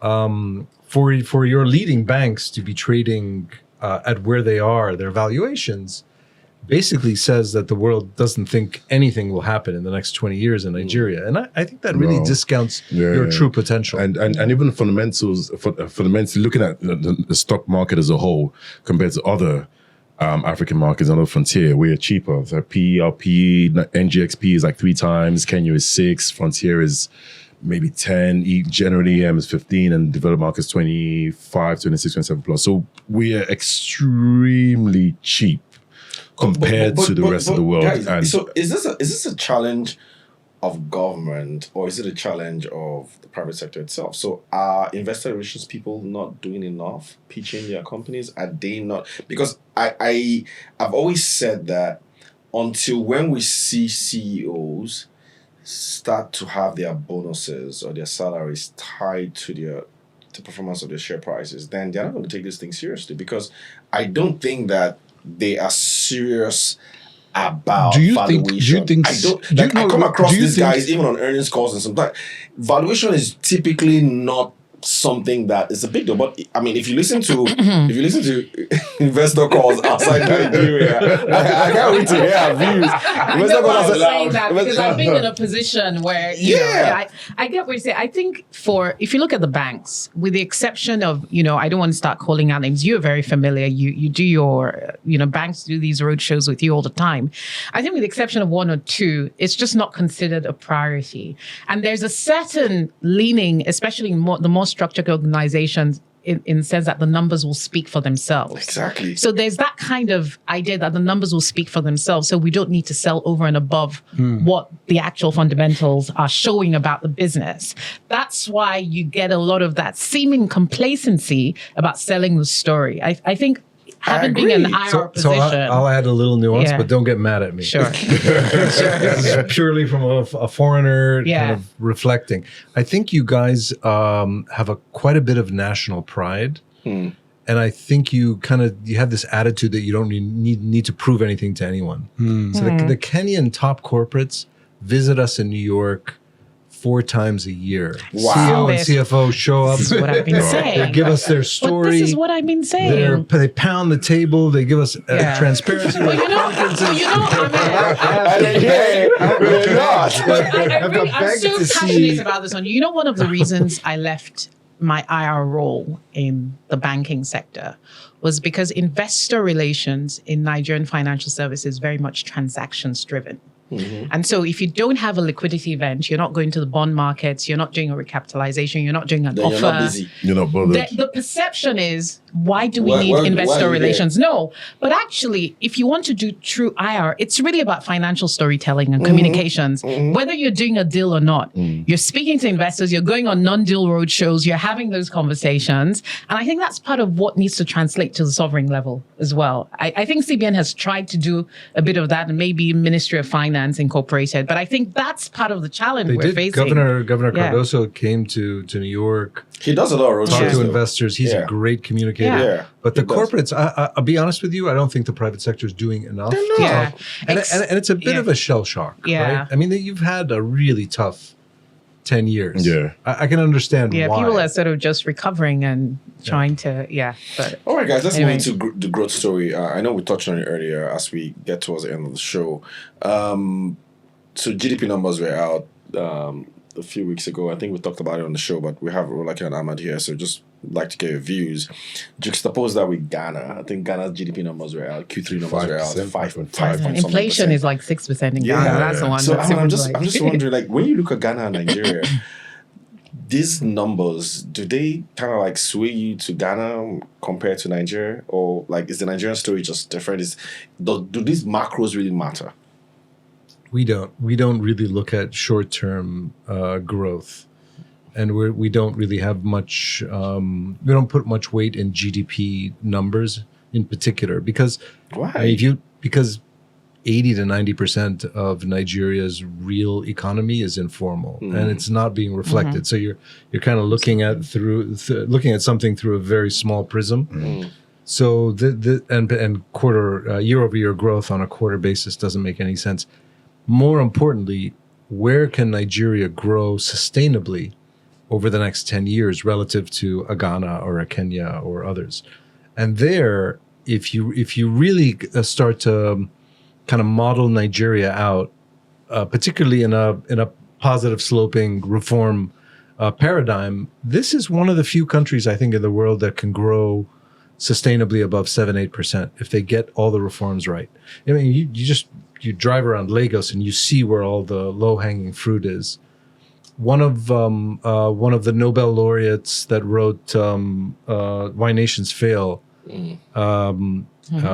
Actually, as an Africa freak, and he's he teaches at one of the universities here in Lagos, and we shared a panel, and he told me, he goes, Nigeria is one of the few countries outside of India that can probably get to 8-9% growth if they just get the reforms right. But I mean, that's the growth that we look at. What else do we need to reform that we haven't reformed already? Any idea? Anything left beyond like what we've done already? I think you need to diversify further from hydrocarbons. I think that we're early innings in that transition. You obviously need to reform the fiscal side. I mean, it's really all of the above. There's a wholesale list of things that you need to do, but there's so much potential on the growth side. It's not supply constrained. You have one of the largest, most dynamic labor forces we've seen in any emerging market. Yeah, average age 17 for young There's an people. entrepreneurial spirit you don't see, you rarely see in other countries. All the ingredients are there. I shall believe that, I always feel every time we talk about this in Nigerian conversation, I feel we're leaving a lot of money on the table just by not adequately speaking about what we're doing, telling the story, creating a narrative around it. But more importantly, also being able to paint a very big, hairy, audacious goal that everybody can key into. There's just something about this very grand picture that everybody can look towards. So he said something about, we are being sold as a distressed asset while we're in a recovery phase, right? The person who can see it from that perspective is not looking at the price today or the business today. He's looking at so juxtapose that population growth in a certain amount of time, right? Look at GT Bank. If GT Bank is doing, so forgive me for using that word, but if GT Bank is doing the figures it's doing now, multiply that with the number of people that will be accessible to GT Bank as customer base in that period of time. That means that it can only go in one direction. So you can price that in now and ride with. I mean, there are multiple stories you can tell that would, have people's hair, the hair at the back of their necks, right? I think the key reform that at least I'm looking for is reforms that touch on inclusion. Because the real opportunity here is not in the top 2%. Yeah. It's not. That was where I wanted. And that's where we're working. That's what I wanted to ask. Absolutely. So Nigeria is, and I guess talking about diversifying Nigeria. One of the things that people tend to talk about is a lot of focus on oil and gas, and it kind of looks like the government is doubling down on it anyways. We do need that petrodollars at the end of the day. But do you think that this new, like this new breath of life that banks have, recapitalization and the sort of money they have now, would at some point force them to look beyond financing just oil and gas asset as they used to? Like a decade ago, most of the so-called troubling assets you're having now were all financed, 10, 12 years ago or so. But what's going to be the new thing for banks now? Is this still going to be oil and gas, or are they going to go to other areas of the economy? I think, GDP is a function of many things, just maybe backtracking a bit on that and then answering. And one of it is output. And I see both manufacturing and agricultural output as key ingredients for the growth we're truly seeking, because that is also where the inclusivity, which you're talking about in terms of jobs, will come. So that's one thing. I think in terms of the banks in Nigeria over the last 20, 30 years have grown with the oil and gas sector. In fact, if you look at some banks, part of the reason why many of them are where they are today is because of the oil and gas sector, right? So I think it's going to be hard to sort of change that overnight. I think part of that will be what the CBN does in terms of lending to the private sector and the real sector. But I think a lot of that will also have to be in output and productivity in the economy. And that is then going to ride on infrastructure.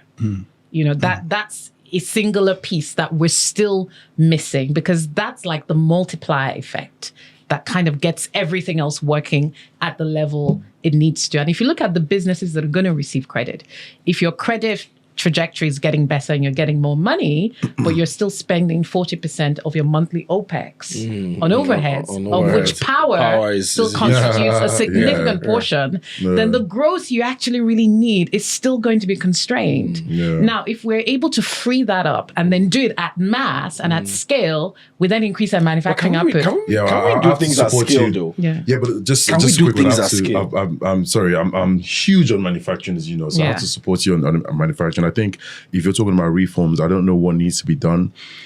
Sorry, in terms of reforms or coercing banks to move away from oil and gas, but manufacturing is something that absolutely I think would be massive. So job creation. I was at a cashew processing plant on Saturday, and this guy's about to hire 500 people. You know, and this is just Enepe, just here, right? And they need capital, but the banks won't give them any, so they're coming to asset managers and other investors, and just to walk into a plant that's about to hire 500 people is amazing. It's phenomenal. Yeah, this is one plant. So agribusiness and manufacturing, I think, is something that. So for me, that speaks a lot to the macro side. I have always thought about the grand picture, and that's why I'm betting heavily on resilience of Nigerians.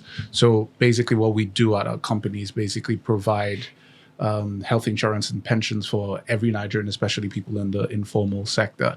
And the thought for me has always been that when that manufacturing, that agricultural factory is set up, people who use my product will be well enough to work there.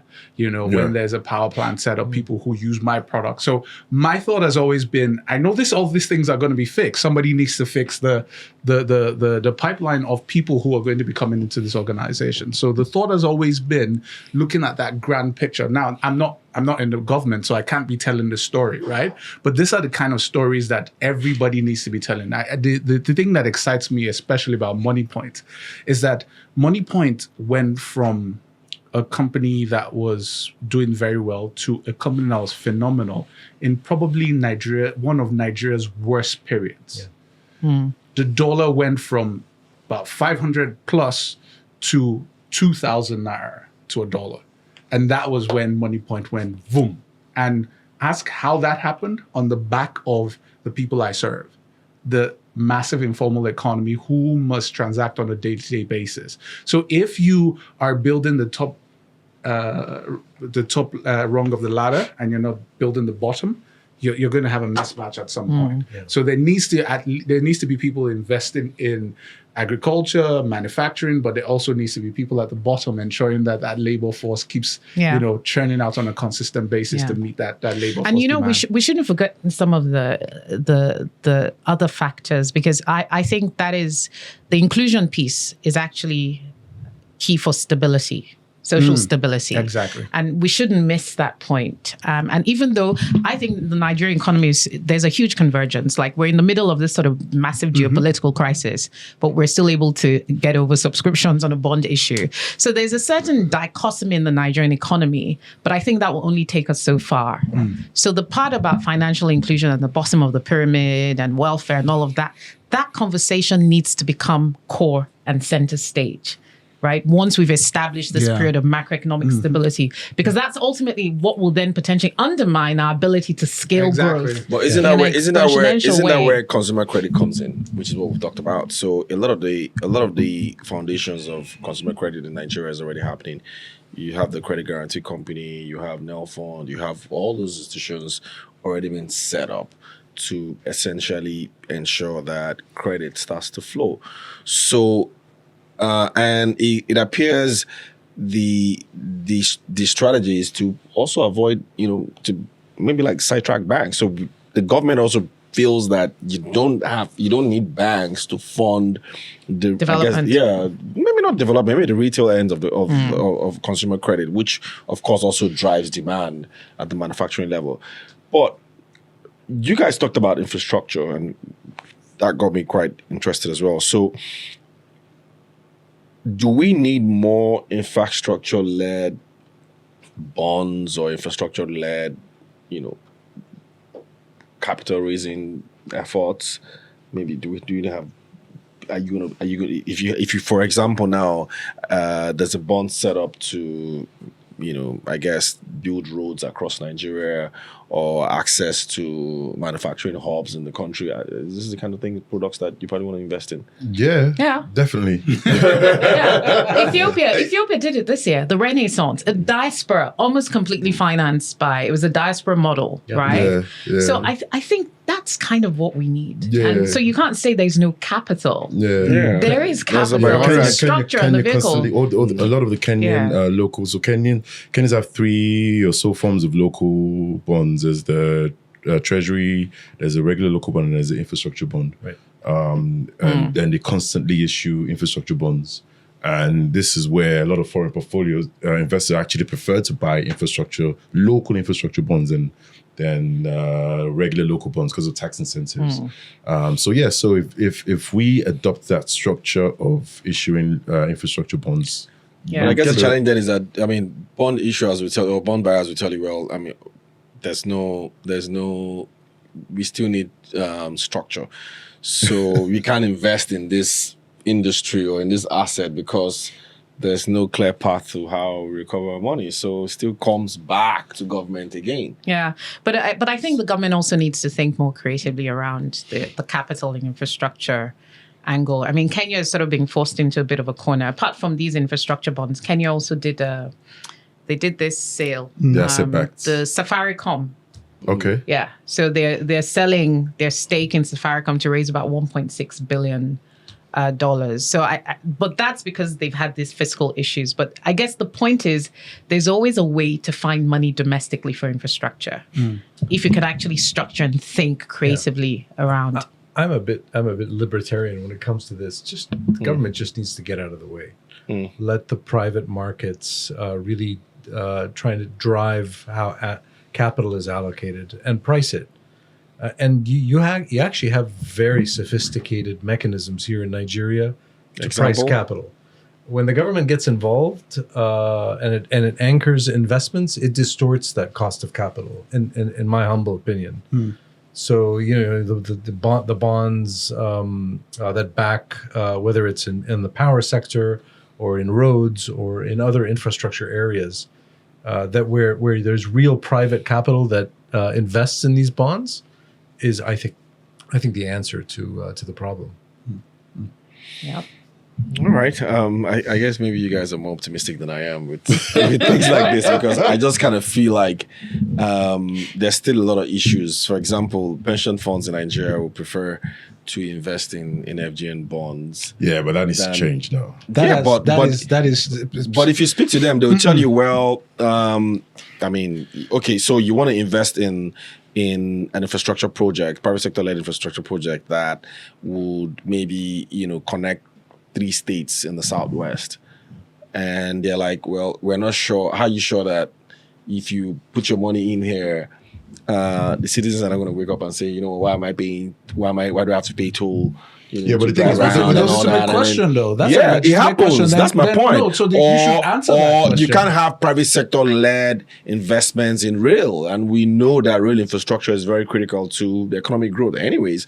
So today, projects like that are government-led, and to his point, he doesn't want government in business. I don't like government in business as well.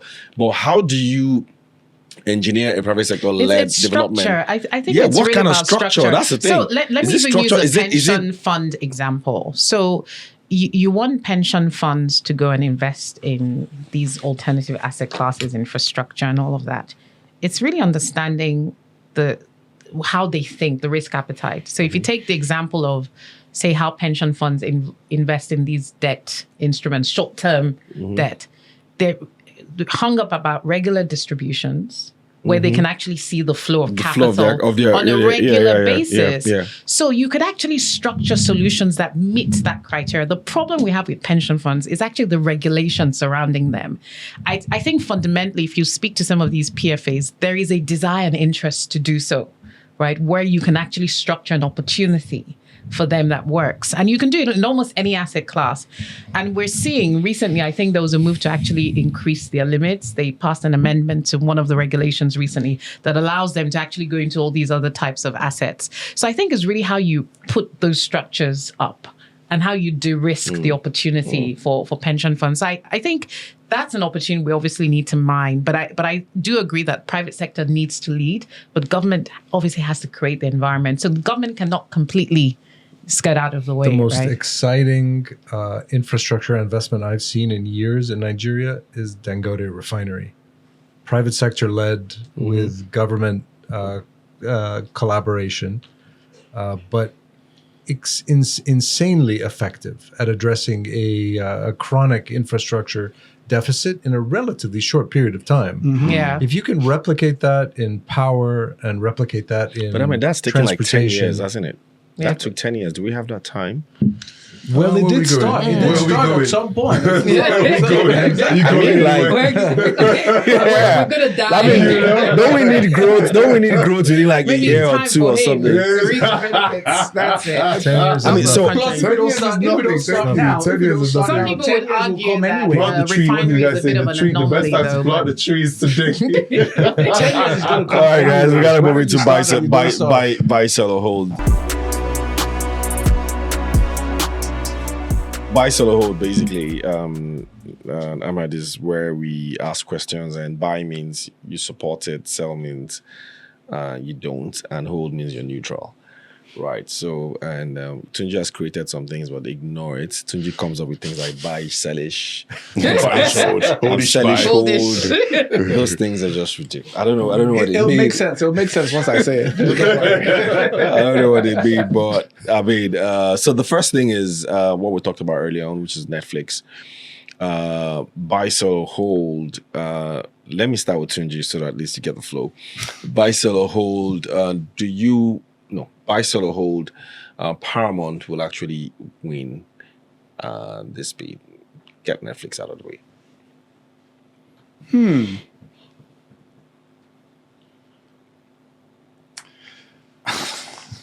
That was a good one.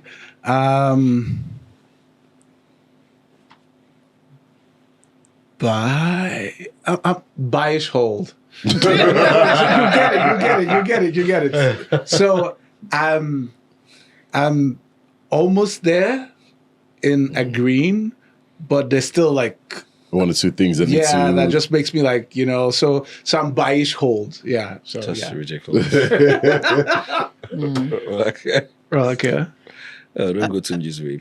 No, I actually think the obvious path would be that, the Paramount angle will sort of prevail because of the Trump angle. But I think at that point it will become too obvious, right? And just ridiculous. So I think it will revert to Netflix and Warner Brothers. That's my view. So I would Really? so you're holding then? Yeah, essentially holding. She's selling. Yeah. So it's the I'm sentiment. selling, selling. actually. You're I'm not selling, holding. actually. Oh, you're I'm selling. selling. I'm not buying the idea of a no. Paramount coming into... That's interesting. Because I think it'll become too obvious politically. Right. That's why I'm a strong buy, man. So Paramount is Ellis, Daniel Ellison, or the Ellisons, Jared, the Qataris, Abu Dhabi, and Saudi Arabia. Saudi, yeah. They've come up with $108 billion bid, and they're saying there's more. Right? They're like, there's more. Like, how much do you want? But that's and they've gone blatant straight to the corruption. shareholders, not to the management. They've gone straight to the shareholders. If I'm a shareholder and you're telling me there's more, I'm going to say, how much more? So I think Paramount wins. Yeah, I agree. I'm a buy. I'm a buyer as You're well. buying as well. Okay. I think I'll stick with Rolake here. I sell. I kind of feel Netflix will. Oh, really? Yeah, I kind of feel Netflix will ring. So if you're a shareholder, right? Yeah, I'm a shareholder And I of come Netflix. to So you maybe and say, sellish with some conditions. Netflix will win some conditions. Yeah, with some Go conditions. Tunji's way. Yeah, I kind of Sellish. Sellish hold. All right, so I know that by the time we're done with this show, and by the time it's airing, the decisions are probably out. So it's a good time to ask this question: buy, sell, or hold. The U.S. Fed will cut rates. I'm a strong buy on this. I think they should have cut long time. They should have started cutting a long time ago. But I think it's inevitable. They will cut. Yeah, buy. Very strong buy. I Very think the strong odds buy. are very high now. Yeah. Yeah. That will cut That's my rates. view. yeah, I think that's what I'm gonna buy. Wow. Yeah, I think they'll cut. Wow. Okay, that was fast. Yeah, that was That's an easy one. That was pretty fast. All right, so Buy, sell, or hold. This one, I'm trying to make this one a bit more difficult. Yeah, I'm trying to make it a bit more difficult. Yeah, 2 more to go. But so buy, sell, or hold. And we've talked a lot about infrastructure and bonds and all that. Buy, sell, or hold.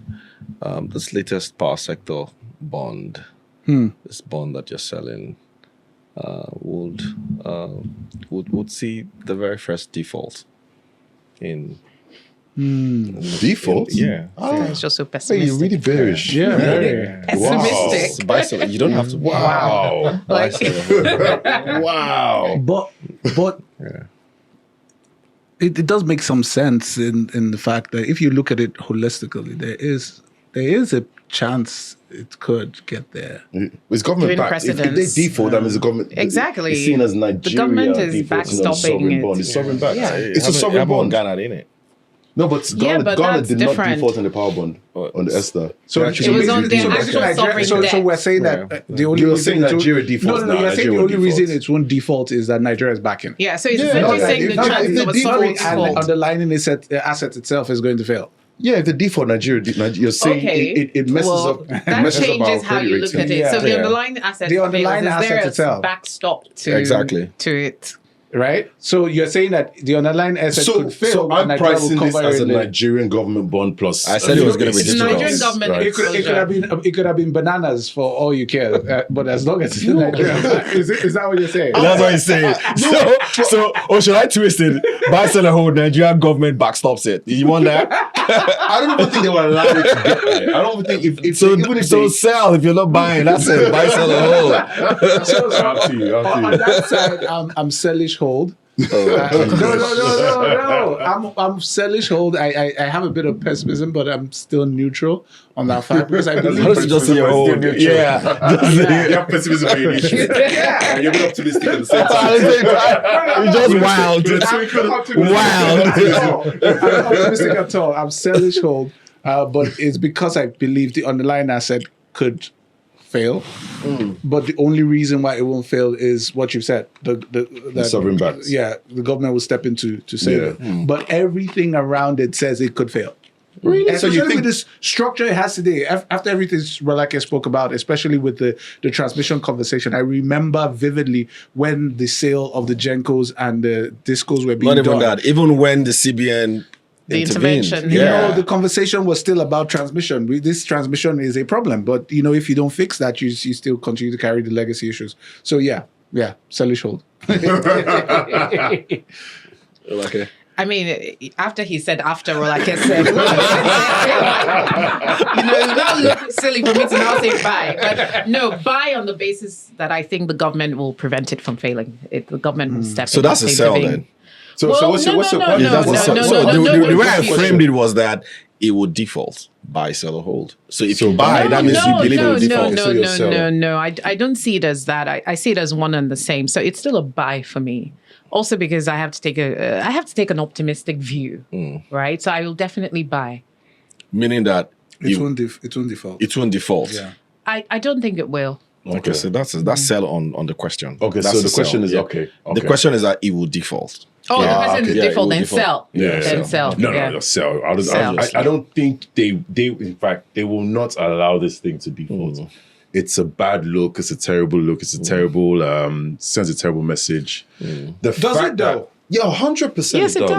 Absolutely. No. Does it though? Because there is a story to be said for letting it The fail. Minister of to Finance bring- came on the call today. It doesn't matter though. That's government. It doesn't matter though. Is it possible? The Minister of Finance came on the call. He was on the call. Yeah. The Minister of Finance on the call. And was he did saying- tell you to go check data on NEC website though. He said because someone asked him for data on collections, said go check NEC website. So I mean, he was I there. think there'll be too much at Confidently stake. there. That's Yeah, kind the of Minister what of Finance I is on the feel. call today. I think there'll be Nah, too much it at won't. stake. It's really. a bad message. It's a terrible message. I don't really have a strong opinion, but Yeah. I would be surprised if they would allow it to default. Yeah. Okay. I mean, I agree with everyone. I don't think they would default. I mean, there was a curve, bro. All right. So last buy, sell, or hold. I mean, we spoke a lot about capital flows into Nigeria, and I don't think we've seen enough FPIs. The central bank governor did say at some, I think it was some session he was in last week where he mentioned about $20 billion or so as coming this year. Capital importation numbers, I think it's just Q1 that we've seen. We haven't seen we haven't seen Q2 or Q3 this year. So I guess he's privy to some data. So buy, sell, or hold. We're going to see foreign investors back to at least 50% of institutional participation in Nigerian stock market, Nigerian equity market. 50%. It depends on what institutional participation, not overall participation. It's usually Most of it is institutional anyway. Yeah, probably less That's than high. 50%. Probably like 20%. That's high. Over what period? Yeah, next year. By the end of next year. Average There year? used to be more. Average to the year? 50. 50 is a lot though. 50. Oh, you guys Definitely are not that sell. optimistic. 50? They're already on like 10-15%. So Yeah, what do you 50. expect? Yes, but no, 50. 50 It's is not going to 50 is happen. realistic. Okay, buy, sell, or hold. So they're Sell. telling you, Fully. sell. No, Sell. change the number. Yeah, 20%. 20% more reasonable because we've had a reference. We're already on like, we're there already. We're on 20 already. You can We're sell. talking about- I heard you're on 20 already. Flows 20, but not stock. Flows, Yeah, exactly. They're Yeah. 20% of the trading volume, but they're not. They're not the 20% of actual the stock. Of the Yeah. No, I mean Your flows? the actual Holding. So when NGX publishes that their institutional participation Yeah.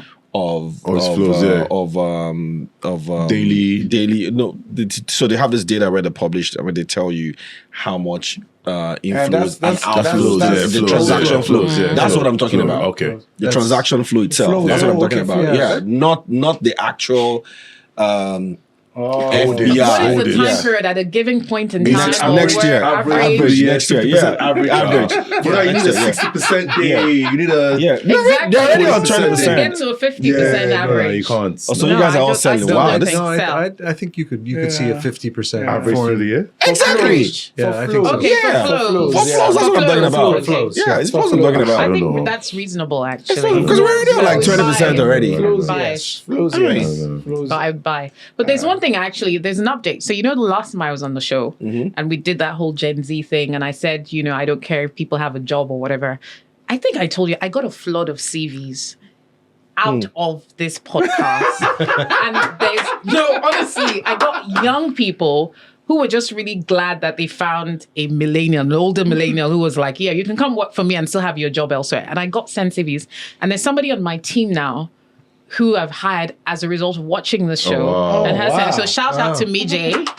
Wow. So I just, Which shout yours out to the- commission. 10% So, I of the mean, salary comes in, please. people were really taken by that conversation and whole Gen Z work thing Yeah. where I Yeah. said, yeah, sure. Like I'm very flexible, and all these CVs were coming and I Wow. hired somebody. I saw the comments. Talking about things that, like, though. look Yeah. at the... I was going to ask everyone what book you're reading because I'm reading one. I was at the airport and I saw this one.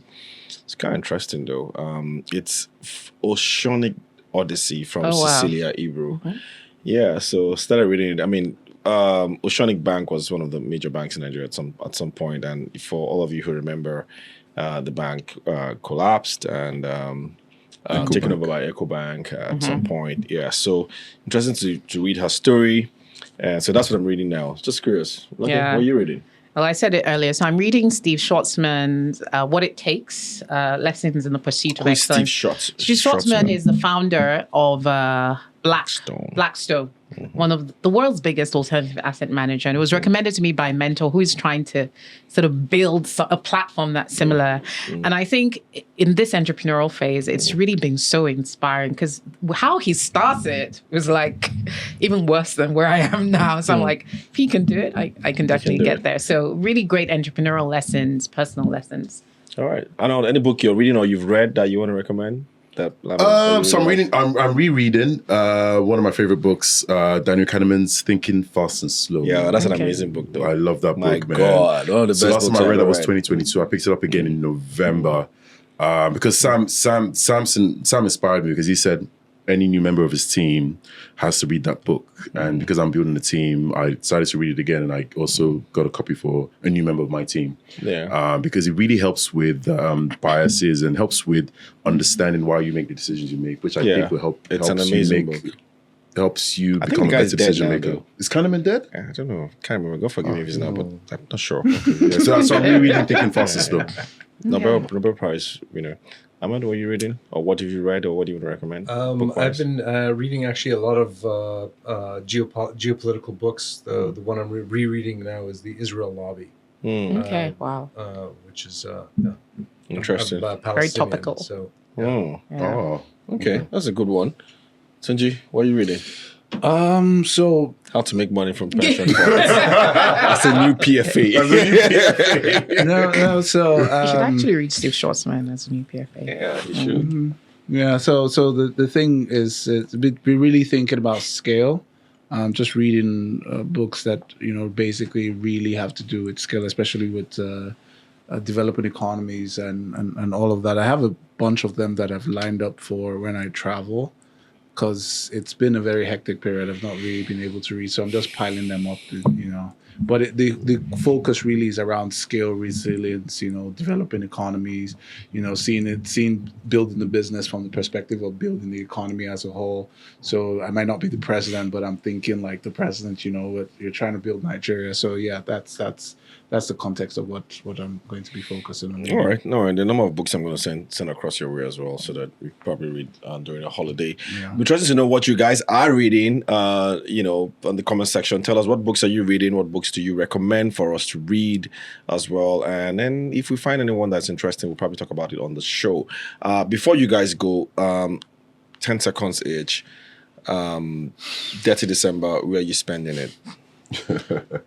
I'm not in Nigeria. Okay, no. what are you doing 30 December? Wherever it is you are, what are you going to be doing? So I haven't spent a lot of time with my kids this year. So you're spending time with kids. So yeah. So Wow, you've been making a lot of money. That's what people who don't spend time with kids do. We're like, hey, where are you spending 30 December? What are you doing Here, 30 December? I'm What are you here gonna be doing? in Lagos. Apart from Christmas Day and Boxing Day, I'm working. Mm. Oh, well I'm done. an entrepreneur. Man. Shout out.